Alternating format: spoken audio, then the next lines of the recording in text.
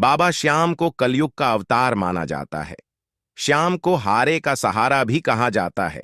हर साल लाखों भक्त बाबा श्याम के दरबार में शीश नवाने के लिए आते हैं। लेकिन क्या आपको पता है कि बाबा श्याम कौन है और खाटू श्याम जी में ही बाबा श्याम का मंदिर क्यों बनाया हुआ है, जो संपूर्ण विश्व में प्रसिद्ध है? श्री कृष्ण की कृपा से बर्बरीक बने श्याम महाभारत में वर्णित है कि भीम के पुत्र घटोत्कच थे, उन्हीं के पुत्र थे बर्बरीक।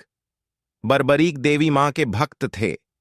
बर्बरीक की तपस्या व भक्ति से प्रसन्न होकर देवी मां ने उन्हें 3 तीर दिए थे, जिनमें से एक तीर से वे संपूर्ण पृथ्वी का विनाश कर सकते थे।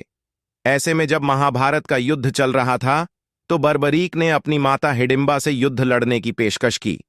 तब बर्बरीक की माता ने सोचा कि कौरवों की सेना बड़ी है और पांडवों की सेना छोटी, इसलिए शायद युद्ध में कौरव पांडवों पर भारी पड़ेंगे।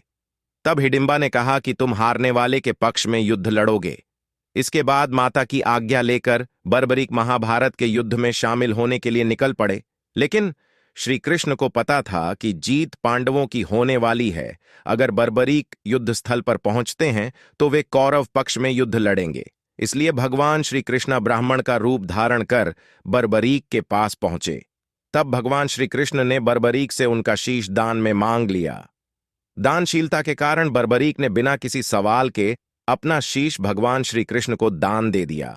इसी दानशीलता के कारण श्री कृष्ण ने कहा कि तुम कलयुग में मेरे नाम से पूजे जाओगे, तुम्हें कलयुग में श्याम के नाम से पूजा जाएगा, तुम कलयुग का अवतार कहलाओगे और हारे का सहारा बनोगे।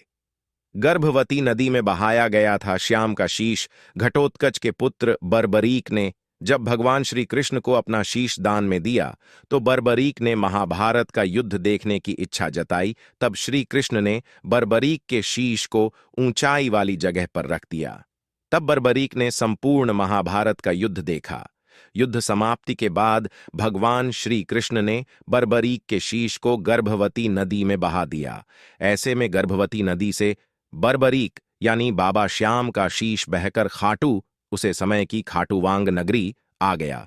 बता दें कि खाटू श्याम जी में गर्भवती नदी 1974 में लुप्त हो गई थी। श्याम कुंड में मिला बाबा श्याम का शीश। स्थानीय लोगों के अनुसार पीपल के पेड़ के पास रोज एक गाय अपने आप दूध देती थी। ऐसे में लोगों को हैरानी हुई तो उन्होंने उसे जगह खुदाई करवाई तो बाबा श्याम का शीश निकला। बाबा श्याम का यह शीश फाल्गुन मास की 11 को मिला था। इसीलिए बाबा श्याम का जन्मोत्सव भी फाल्गुन मास की 11 को ही मनाया जाता है। खुदाई के बाद ग्रामीणों ने बाबा श्याम का शीश चौहान वंश की नर्मदा देवी को सौंप दिया। इसके बाद नर्मदा देवी ने गर्भगृह में बाबा श्याम की स्थापना की और जिस जगह बाबा श्याम